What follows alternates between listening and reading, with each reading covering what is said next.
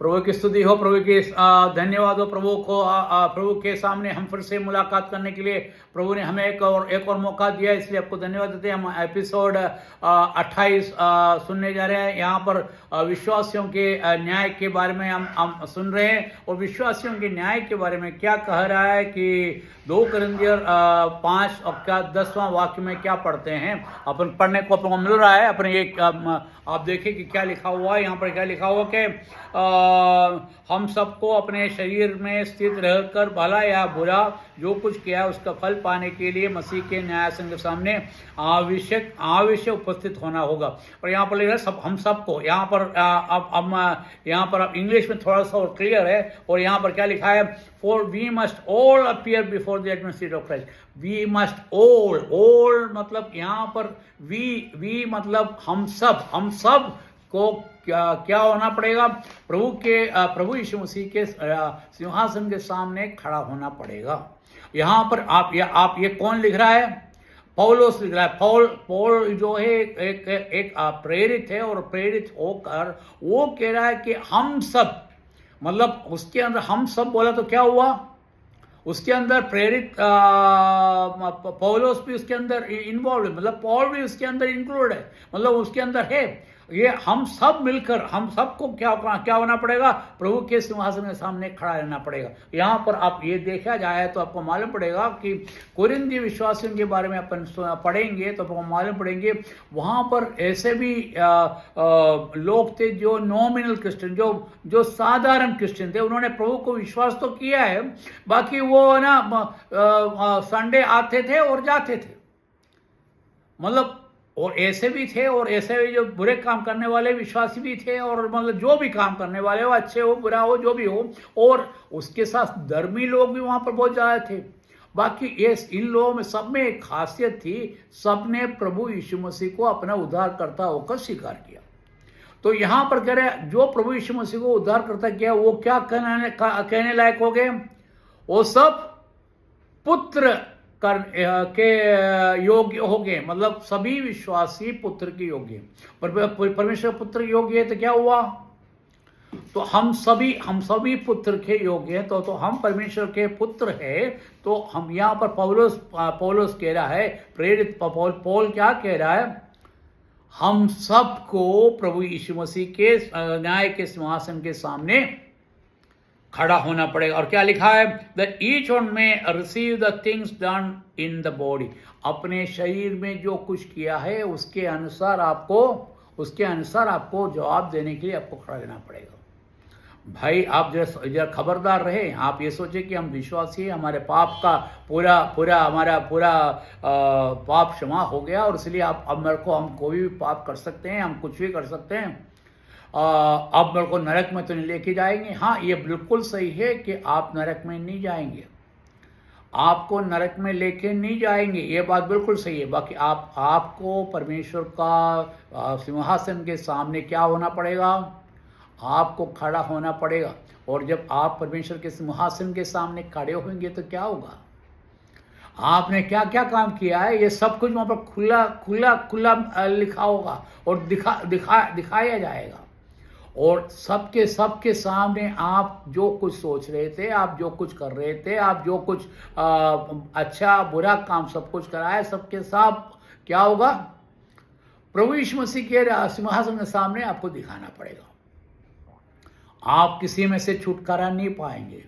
और यहाँ पर पौल क्या कह रहा है, पौलुस क्या कह रहा है, प्रेरित पौलुस क्या कह रहा है, अरे मेरे को भी खड़ा रहना पड़ेगा, आप अकेले नहीं, मेरे को भी, मैं इतना बड़ा प्रेरित हूं, उसके बावजूद मेरे को भी प्रभु यीशु मसीह के सिंहासन के सामने खड़ा पड़ेगा। और आगे क्या बोलता है, और कैसे खड़ा रहना पड़ेगा, मैंने इसी शरीर में, मतलब अब मर भी जाए तो आपको इसी शरीर में आपको प्रभु यीशु मसीह के सिंहासन के सामने खड़ा रहना पड़ेगा। तो आप इस वजह बोले यार मैं तो मर गया, आप तो कोई बात नहीं है। यहाँ पर 2000 साल गुजर के बहुत से विश्वासी है वो मर चुके हैं, बाकी और कुछ लोग हैं अभी हम जिंदे हैं, हम जिंदा हो मरा हो, हम इसी शरीर में क्या करना पड़ेगा, प्रभु यीशु मसीह के न्याय के सिंहासन के सामने खड़ा होना पड़ेगा। और क्या लिखा हुआ है, वेदर गुड और बैड, और चाहे वो अच्छा हो या बुरा हो, आप अच्छे काम कराओ, बुरा काम कराओ, कोई भी काम कराओ, किसी भी काम कराओ, किस प्रकार से काम कराए, ये उससे कोई मतलब नहीं है। बाकी आपको प्रभु यीशु मसीह के सिंहासन के सामने खड़े रहना पड़ेगा। मेरे प्रिय भाइयों, और हमने पहले पढ़ लिया, अभी जो ये सिंहासन जो है राइचस लोगों के लिए, मतलब धर्मियों के लिए, ये जो अधर्मी लोगों के लिए नहीं है। आप ये बिल्कुल कंफ्यूजन नहीं हो गए, आप बिल्कुल ये चिंता ना करें कि भाई हम तो धर्मी हैं, हमको तो कोई प्रॉब्लम नहीं है। नहीं, ये धर्मी और अधर्मियों के लिए, ये दोनों ये सिर्फ धर्मी लोगों के लिए कहा गया, अधर्मी लोगों के लिए नहीं कहा गया। और क्या तो यहाँ पर और क्या बोले कि क्या लिखा हुआ कि आपने जो किया, अच्छा या बुरा हो, सबका आपको हिसाब देना होगा। और अब आगे अपन क्या पढ़ते हैं कि तो आप ये खबरदार रहें कि भाई आप कहाँ पर खड़े होने वाले हैं। आप सोचिए, किसके सामने खड़े होने वाले हैं? प्रभु यीशु मसीह के न्याय के सिंहासन के अंदर सामने खड़ा होना पड़ेगा। अब इसी यहाँ पर आगे पढ़ते हैं 1 कोरिन्थियर 4:5 में। आपने पहले 2 कोरिन्थियर पढ़ा था, अब आज 1 कोरिन्थियर 4 के 5वां आयत में क्या लिखा हुआ है, आप यहाँ पर देखिए क्या लिखा हुआ है। Therefore judge nothing before the time। कल कहता है कि तुम धर्मी हो, इसलिए तुम दूसरों को न्याय मत करो। तुम दूसरे को जज करने का तुमको अधिकार नहीं है। तुम भी एक प्रभु के सामने आपको न्याय के सिंहासन में खड़ा रहना पड़ेगा, एक कटघरे में खड़ा होना पड़ेगा। तो तुम दूसरे को न्याय कैसे कर सकते हो? यहाँ पर हिंदी में क्या लिखते हैं, क्या लिखा है? इसलिए ठीक समय आने से पहले, अर्थात जब तक प्रभु न आ जाए, तब तक किसी भी बात का न्याय मत करो, किसी भी बात का न्याय मत करो। वही अंधेरे में छिपी बातों का उजागर करेगा और मन की प्रेरणा को प्रकट करेगा। उस समय परमेश्वर की ओर से हर किसी को उपयुक्त प्रशंसा होगी। यहाँ पर क्या कह रहा है कि प्रशंसा होगी। तो यहाँ पर आप इंग्लिश में क्या पढ़ते हैं? जज नथिंग बिफोर द टाइम। तुम्हें टाइम के समय के पहले तुम किसी को न्याय करने के अधिकार नहीं है। पौलुस को भी न्याय करने के अधिकार नहीं है। कोई भी व्यक्ति को न्याय करने का अधिकार किसको है? सिर्फ प्रभु यीशु मसीह को। तो प्रभु यीशु मसीह ही न्याय करने वाले हैं अनटिल द लॉर्ड कम्स। कौन? परमेश्वर आने तक। अभी परमेश्वर अभी स्वर्ग में है ना, हम इस पृथ्वी पर है। और प्रभु यीशु मसीह हमारे पास जब तक नहीं आएंगे, तब तक हमें किसी का भी न्याय करने का अधिकार नहीं दिया है। आप देखेंगे चर्च में जाएंगे, वो बड़े बड़े न्याय करने वाले, तुम पापी हो, तुम हो है, ये है, फलाना है, ठीक है, तुम ऐसा नहीं चलते हो, ऐसा नहीं चलते हो। अपने आप को धर्मी समझ के बात करते हैं। यहाँ पर प्रभु ने क्या लिखा है? तुम किसी के भी न्याय करने के योग्य नहीं, न्याय करने का अभी तुमको टाइम नहीं है और तुम नहीं कर सकते हो। और आगे और क्या लिखा हुआ है? who will both bring to light the hidden things of darkness। वो क्या कह रहा है कि वो जो है, वो प्रभु यीशु मसीह है, जो तुमने जो अंधेरे में काम किया है, मतलब तुमने सबसे चुप के जो काम किया है, जो तुमने अपने मन में सोचा है, किसी आप लोग सोच रहे होंगे हमने जो करा है किसी को मालूम नहीं, हमारे उद्देश्य किसी को मालूम, हम तो धर्मी हैं, हम किसी को बोले। यहाँ क्या कहा? आपके अंधेरे में आप हो, तो आपको क्या करेंगे? वो अंधेरे से आपको प्रकाश में लेके आएंगे। अंधेरे से प्रकाश में लेके आएंगे, मतलब सब कुछ दिखने लगेगा। अंधेरे में सब कुछ छुप जाते हैं, अंधेरे से निकाल के लेके तो प्रकाश में आ गए। And reveal the counsels of the hearts. यहाँ पर बोल रहा है कि वो तुम्हारे हृदय को जानता है।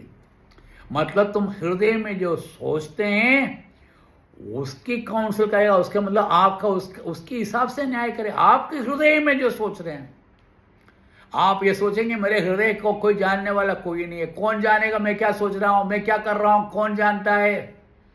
आप इस गलती में मत रहना। आप उसके सामने खड़े हैं जो आपके हृदय में जो सोचा हो, जो अंधेरे में है, जो दूसरे कोई देख नहीं सकता, उसको क्या करेगा? बाहर लिखेगा और सबके सामने रिवील करेगा, मतलब सबके सामने दिखाएगा।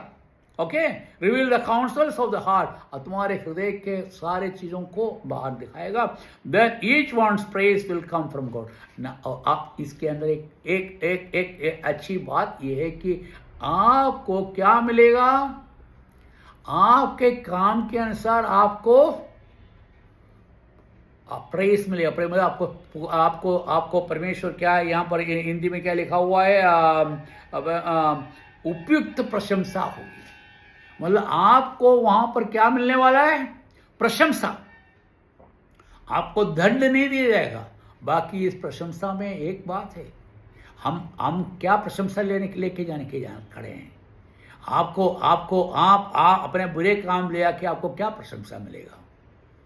प्रभु आपको दूसरे तर्जुमा में लिखा है कि आपको रिवॉर्ड दिया जाएगा, आपको पुरस्कार दिया जाएगा।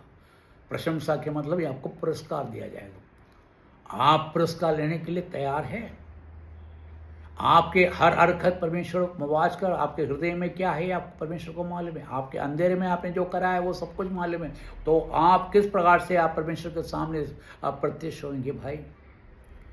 परमेश्वर के सामने आपको प्रत्यक्ष होना है और उसके अंदर आपको कोई रास्ता नहीं है। और वो प्रभु का यीशु मसीह का सिंहासन है और उसके सामने आपको जवाब देना पड़ेगा। भाई आप जो भी सोच रहे हैं और आप जो भी कर रहे हैं उसके हिसाब से आपको न्याय होगा। बाकी हमें न्याय में हमें उस आग के झील में नहीं झोंका जाएगा। बाकी आपको प्रशंसा, आपको पुरस्कार मिलेगा। क्या आपको पुरस्कार, किस प्रकार का पुरस्कार मिलने वाले हैं, आपने कभी सोचा है? अब जरा सोच के देखिए आपको कौन सा पुरस्कार मिलने वाला है। आपने कितना अच्छा काम किया है, इसके पुरस्कार के बारे में जरा सोच के देखिए। आप अच्छे काम के साथ कितने बुरे काम किए, कितने बुरे काम आपने सोचा है, कितने बुरे काम आपने चिंता किया है, आपने क्या क्या काम सोचा है, आपने आपको भी चिंता किया है पर। और आपको क्या होगा, आपको इसका जवाब तो देना ही पड़ेगा भाई। और वो जवाब तो देना पड़ेगा, उसके साथ साथ आपका पुरस्कार किस प्रकार का होगा आप सोचिए। मेरे को इसके बारे में कुछ ज़्यादा बताने के लिए मेरे पास टाइम नहीं है और मैं यहाँ पर रोक रहा हूँ। मैं आपको फिर से आपको बता रहा हूँ, आप सबको हम ये धर्मियों के लिए है, ये अधर्मियों के लिए नहीं है। ये न्यायासन ये धर्मियों के लिए। और ये धर्मी लोग, हम लोग जो प्रभु यीशु मसीह को अपना उद्धारकर्ता स्वीकार किया वो धर्मी है, क्योंकि उसके सब पाप गुनाहों को माफ़ कर दिया। इसलिए हम नरक में नहीं जाएंगे। नरक में नहीं, नरक से भी बढ़कर आग की झील में नहीं जाएंगे, क्योंकि हमने परमेश्वर को स्वीकार किया। इसलिए ये फायदा है कि हमको नरक नहीं मिलेगा। दूसरी बात, आप जो कुछ कर रहे हैं, आप जो सोच रहे हैं, आपके दिल की हर बात को परमेश्वर जानता है और परमेश्वर उसके हिसाब से आपको पुरस्कार देंगे। प्रभु आपको अच्छा पुरस्कार दे। मैं आप लोगों के लिए प्रार्थना करता हूँ। अपने आप को देखो, तुम दूसरों को न्याय मत करो। तुम्हारा काम दूसरों का न्याय करने का नहीं। न्याय करने वाला कौन है? प्रभु यीशु मसीह, वो न्याय करेगा।